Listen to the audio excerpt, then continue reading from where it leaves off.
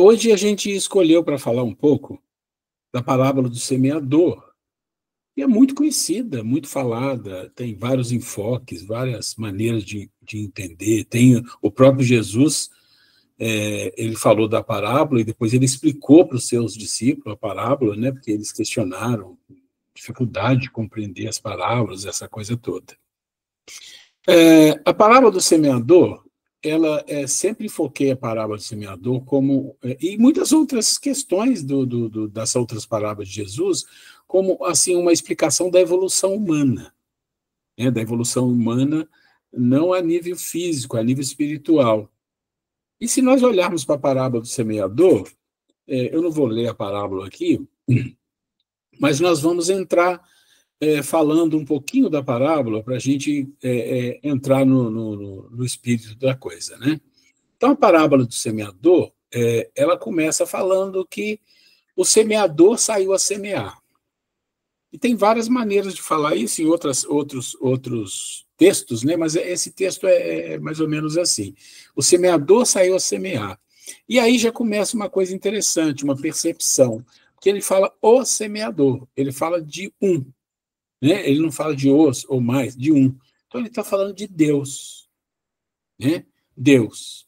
E ele diz uma coisa interessante, que o semeador saiu a semear e ele lançou as sementes, jogou as sementes. Só que esse semeador é interessante, nós vamos entender. Porque quando ele lança a semente, quando você pensa num semeador, se você pensar num semeador, um agricultor, quando ele lança a semente, o que ele faz antes, ele prepara o solo, né? Faz toda uma preparação no solo para depois jogando as sementes ali, colocando as sementes. Mas esse semeador não faz isso. Esse semeador lança a semente e está lançando constantemente, lança as sementes. Só que as sementes caem em lugares diferentes, em condições diferentes.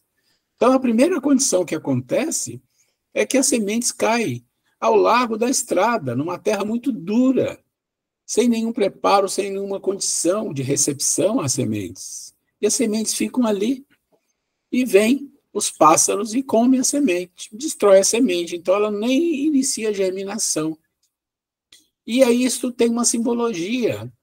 A simbologia olha, essa semente, ela não germinou porque ela caiu em solo tão infértil, tão endurecido, que não teve condição nem mesmo de perceber que existia semente ali.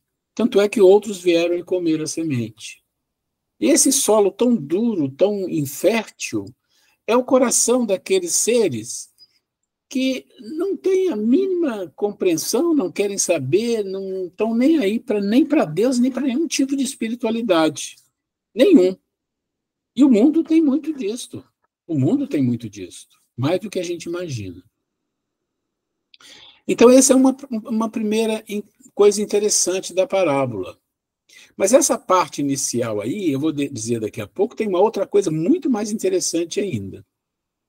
Mas uma outra parte da semente, quando ele lança, ela caiu num terreno que tinha um pouco de terra, até uma terra fofinha, mas estava muito misturado com pedras, tinha muitas pedras. E a semente cai ali, o que acontece? Como a terra era rasa, ela germina, começa a germinar, mas não dá sustentação, não tem profundidade para sustentação. E o primeiro sol que vem abrasa aquela plantinha tão pequena que estava querendo crescer e a plantinha morre. E o que é essa semente que morre?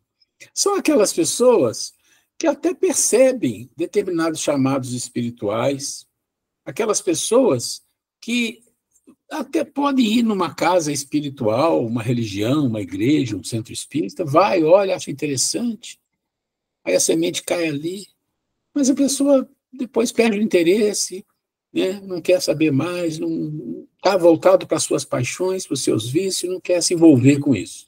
Então, imediatamente aquilo desaparece da vida da pessoa. E tem a terceira parte, que a semente cai junto aos espinheiros. E a germina e começa a crescer a plantinha, e cresce até mais que os pedregulhos, ela vai começar a crescer.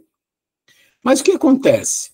Os espinheiros que estão ali sufocam aquela semente de tal forma que ela também não sobrevém, ela morre, né?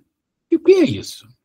Esses espinheiros têm várias interpretações, mas uma interpretação para nós, que é importante, é que são as pessoas que são verdadeiros espinhos na vida dos outros, trazendo dificuldades, atrapalhando a vida das pessoas, né? Cria muitas situações difíceis, mesmo na religião, mesmo nas casas religiosas, na vida. Então, esses espinhos, às vezes, são tão doloridos que a pessoa perde a esperança, perde a confiança, a pessoa ela não gosta mais das outras pessoas, sente que a vida é amarga, né? Que é só coisas que maltratam, e a pessoa também desiste. E tem aquelas sementes que caem em solo fértil, mas o solo fértil tem de vários tipos. Tem o menos fértil, o fértil, mais fértil, o muito fértil, tem de todo tipo. E ali, as sementes vão dar frutos. Alguns vão dar 10, 30, 40, 50, 100, não importa. Porque, na verdade, não importa a quantidade que vai dar de frutos. Porque é o solo fértil, ali já está resolvida a questão com Deus. Está resolvido, já está produzindo. Produzir um fruto está excelente, está ótimo. Essa é a capacidade dele. É como a parábola, né, do homem que viaja e deixa os talentos, a parábola dos talentos. Ele ganhou um talento, se ele ganhasse mais um, ele tinha feito a parte dele. Então, essas sementes, elas vão cair em solos férteis, depende de cada um. Um tem mais capacidade, outro tem mais capacidade cultural, mais espiritual, outro mais evoluído moralmente, outro é menos, mas eles vão fazer esforço com aquilo. Esse é o espírito da coisa da parábola, né, da parábola. Então, a parábola do semeador, ela é contada para nós, a gente já escutou muitas vezes, essa explicação faz um pouco de sentido com o que tudo a gente vê, mas o título da palestra não é esse, é a parábola do semeador e o arado. E aí é uma coisa interessante. Vocês percebem que na parábola do semeador, Jesus fala de sementes caindo no solo. Em momento algum ele falou do arado.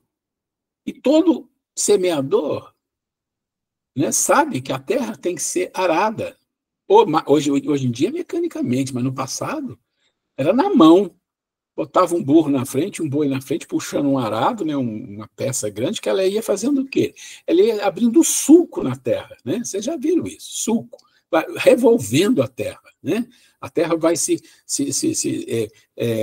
arrancando do fundo e subindo, vai revolvendo a terra de uma forma tal que aquela terra meio dura fica mais fofa, preparado para que ali comece a acontecer alguma coisa importante da vida, da natureza. Mas não tem o arado na palestra, não tem o arado na parábola do semeador. E por que será? Se colocasse um arado, não resolveria? Não resolveria tudo isso? Claro que resolveria. E por que Jesus não colocou o arado naquela época? Porque estava por vir, né? O arado. E o que é o arado? E aí nós vamos entender o que eu falei lá da primeira parte, daquele solo duro, né? Aquele solo difícil, que a semente cai, as aves comem, e ali não acontece nada. São seres que não estão nem um pouco preocupados com nada, não dão valor, não escutam nada sobre a questão espiritual. Então, o arado, vocês concordam que tem que ser uma ferramenta muito poderosa? O arado tem que ser algo que realmente faça com que o solo infértil, que os corações duros se tornem férteis. Esse é o papel do arado. E aí a gente pergunta, então, o que é o arado? Porque nós não estamos falando de terra, estamos falando de coração, estamos falando de alma, de espírito, estamos falando de processo de evolução. Então, quando a gente quer saber sobre o arado, nós temos que ir lá no Evangelho, no capítulo 20. Esse Evangelho, capítulo 20, é o Evangelho que fala, nesse item aqui, sobre a missão dos espíritas. Olha que coisa interessante. Missão dos espíritas. E se o espírita tem uma missão tão importante que nós vamos entender, é porque o arado é a doutrina espírita. O arado é a doutrina espírita, composta dos livros do Evangelho, né? do Livro dos Espíritos e outros, a doutrina espírita é o arado. E nós sabemos agora que esse arado existe desde o século XIX. Né? Ele chegou e no Brasil ele está sendo divulgado há muito tempo, e hoje o Brasil é um dos países que mais estuda, mais pratica, mais estuda, né, vamos dizer assim, mais se envolve com a doutrina espírita. E a gente tem que considerar algumas questões lógicas. Quando você pensa em doutrina espírita, você lembra de algumas coisas que diferenciam a doutrina espírita de outras religiões. E não diferencia, né, porque é melhor, que é pior, porque nós estamos privilegiados, nada disso. Na verdade, é o contrário. Quem sabe mais é mais cobrado. Nós temos a explicação, e nós temos a crença muito forte da reencarnação. A reencarnação não é uma invenção espírita. Existe há muito século, eu diria milênios. Mas para o Ocidente, principalmente o Brasil, a reencarnação é trazida principalmente pelo Espiritismo. Então ele está mais forte, porque os livros espíritas e todos aqueles que se complementam falam muito de reencarnação. Fala de vida após morte. E depois do advento de André Luiz e muitos outros, fala do mundo espiritual, fala das coisas que tem do outro lado. Tem muitas coisas no Espiritismo que são fortalezas, são chaves para a gente compreender a vida, as nossas relações com a vida.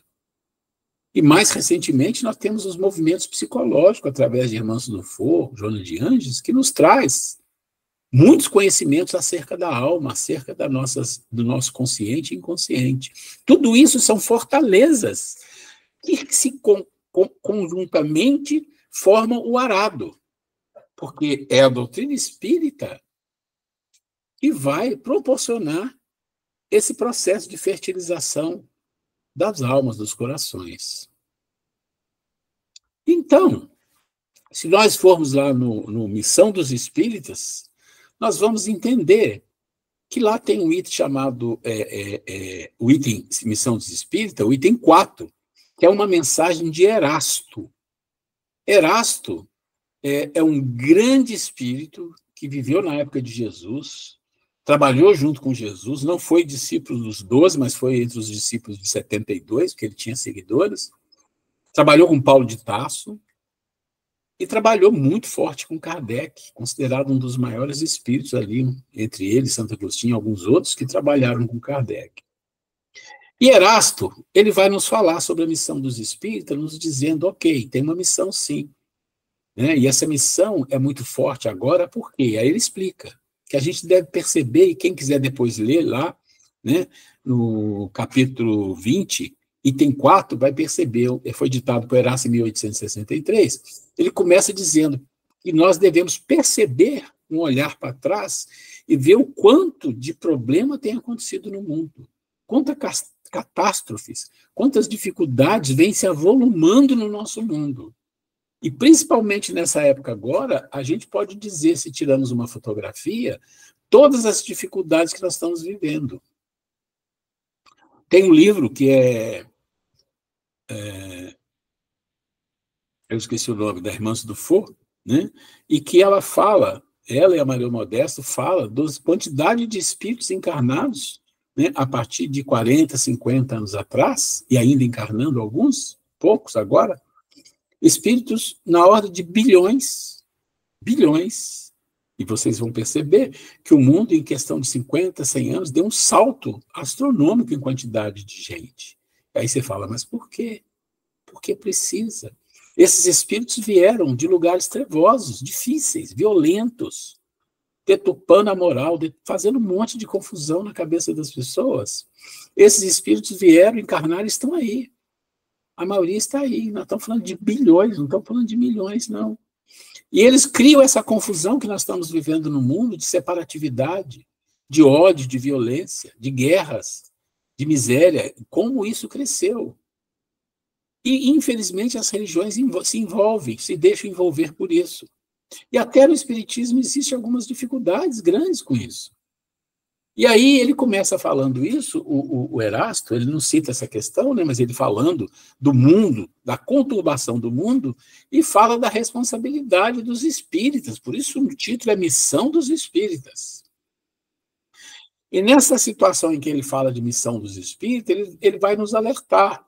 Olha, vocês vão viver em épocas difíceis, de processo de obsessão, de fascinação, de influenciação, pessoas que vão estar fazendo alguma coisa achando que estão fazendo muito bem e estão completamente equivocados. As pessoas são assim, nós somos assim. Se a gente não desenvolve dentro de nós alguns sistemas, alguns processos de compreensão mental, alguns processos de percepção da realidade das coisas, nós nos deixamos envolver.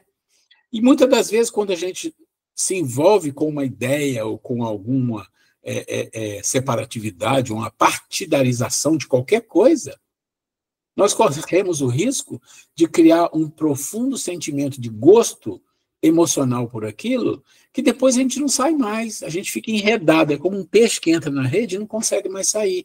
Isso é extremamente comum no nosso mundo. E é por isso que a gente fala muito, e eu falei muito isso em Louveira, no curso de transição na época, e falo em outras casas que eu estou dando curso aqui, outros cursos, da questão da reforma íntima, do processo de compreensão. Mas esse processo de compreensão e reforma íntima, ele parte de algumas bases que são importantes, que é o processo de discernimento e senso crítico. Sem isso, nada vai para frente. É a base. E o que significa isso? É muito simples. Joana de Anjos cita num livro dela uma coisa que eu li e falei, meu Deus, é exatamente isso que a gente percebe. Ela disse assim, uma frase. Existem homens muito virtuosos. E olha que virtude é uma coisa difícil de conseguir. E ele diz muito virtuosos, mas que cometem grandes equívocos. O que ela está falando para nós? Que muitas das vezes a gente adquire uma virtude de paciência, de ser perseverante no trabalho, de querer ajudar as pessoas, mas a gente comete equívocos de julgamento das coisas que o mundo nos traz, em todos os sentidos, religioso, percepção, questão política do mundo, tudo isso que envolve o nosso relacionamento com as pessoas e com a vida, às vezes a gente faz um julgamento equivocado e a gente se casa, se apaixona por aquilo e segue com aquilo. E um dia, claro que a gente vai perceber o equívoco, mas aí pode ser uma dor muito grande, mas fiquei tanto tempo pensando isso, não era isso. Então essas coisas são coisas importantes para entender. E o Erasto fala um pouco sobre isso, mas lá no livro dos Espíritos, se vocês buscarem, no final do livro, praticamente a última folha. Eu não vou dizer que é a última folha, que você tem a conclusão, que é o último capítulo do Livro dos Espíritos, depois vem notas explicativas. Se você for na conclusão, na última página da conclusão, e ler os três últimos parágrafos ditados por Santo Agostinho, vocês vão entender bem do que eu estou falando, que o Espiritismo fala. Eles já tinham dissensões, separatividade, partidarização de coisas naquela época, ele fala que isso poderia destruir o Espiritismo. Então, a gente tem que ter muito cuidado. E o Erasto fala para a gente que nós temos que nos preocupar com 5 características que são importantes para nós na missão de espírita, que a gente tem que aprender e fazer algo sobre isso. Só que essas 5 características, elas têm 2 que são muito importantes e são acessíveis para nós. As outras já não são, porque são características de um nível muito alto. Mas eu vou falar quais são. Ele fala, caridade é uma característica. Consolação aos aflitos, outra característica. Abnegação, outra característica. Amor ao próximo e desinteresse pessoal. Dessas 5, 2 são mais acessíveis. Quais são? Consolar os aflitos e abnegação. Porque quando você fala caridade, fala amor ao próximo e fala desinteresse pessoal, tem muita mistura aí, tem coisas muito evoluídas aí. Mas a gente tem que entender, se você olha para as pessoas que ela tem um jeito afetivo de consolar as pessoas que sofrem, que batem a sua porta, ou que batem a casa espírita, ou que no dia a dia você percebe que ela está sempre tentando ajudar as pessoas, isso deveria ser uma marca do espírita. Se você não percebe isso, essa pessoa é mais arredia essas coisas, você vai entender, essa pessoa não está fazendo aquilo que um espírito deveria fazer para realmente crescer e evoluir espiritualmente. E a outra é a abnegação. Abnegar, muitas das vezes, do seu tempo, da sua situação para atender alguém, abnegar de si, que é um primeiro passo para um dia você trabalhar no desinteresse pessoal. São 5 características que o Erasto nos traz que são importantes para nós espíritas. Mas ele fala mais. Ele fala, mas, olha, qual deve ser a palavra do espírita? Né? Quando ele fala na tribuna, quando ele fala nos cursos, quando ele fala com as pessoas, quando ele conversa com as pessoas na rua, em geral. Qual deve ser a palavra dos espíritas? Isso é importante, e essas nós temos que exercitar mesmo, né? Porque o Erasto fala nesse capítulo uma frase muito interessante, que ele vai discorrendo, gente, é muito lindo o capítulo, ele vai discorrendo sobre várias coisas. No meio do capítulo, aparece uma frase solta, que dá a impressão que alguém falou isso para ele, que ele colocasse. Alguém aí com o microfone aberto está fazendo um som aqui. Isso, já resolveu. Então, no meio do capítulo, aparece uma frase que está escrito assim: o arado está pronto, arai. E, de repente, ele volta a falar dos outros assuntos. É como se aquilo viesse assim, olha, tem que escrever isso daí. Você está falando da missão dos espíritos, fala, o arado está pronto, arai.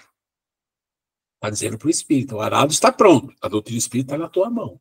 Agora, arai. Arai o quê? Os outros? Não. Arai é você mesmo. Você não vai conseguir pegar o arado e arar o coração, o terreno fértil ou infértil das pessoas. Cada um é que vai conseguir fazer o seu.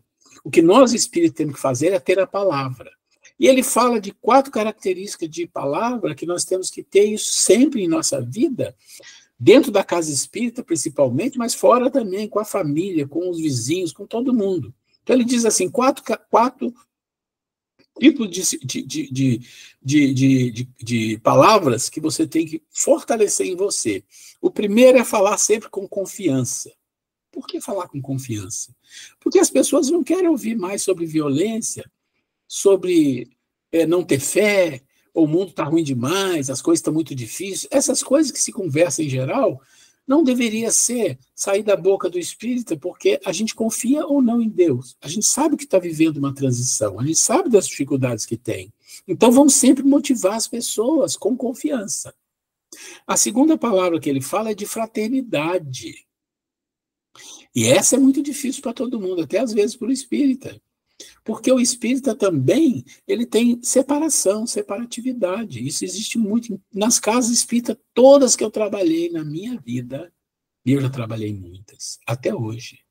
Eu vou dizer uma coisa para vocês. Eu me lembro de 2 casas espíritas que eu não vi separatividade. Uma é uma casa que nós fundamos em Uberaba, e que, inclusive, esses dias mandou para a gente um convite de 23 anos de casa. Casa Francisco de Assis. Essa casa era realmente um doce de casa. E a segunda casa que eu não vivi nenhuma separatividade foi a casa de Louveira, que vocês estão aí. A época que eu estive aí, imagino que continua, é uma casinha, é uma coisa maravilhosa. Então, a fraternidade, antes dela tem a solidariedade, ser solidário com as pessoas, ser fraterno. As pessoas podem pensar diferente, isso é muito bom.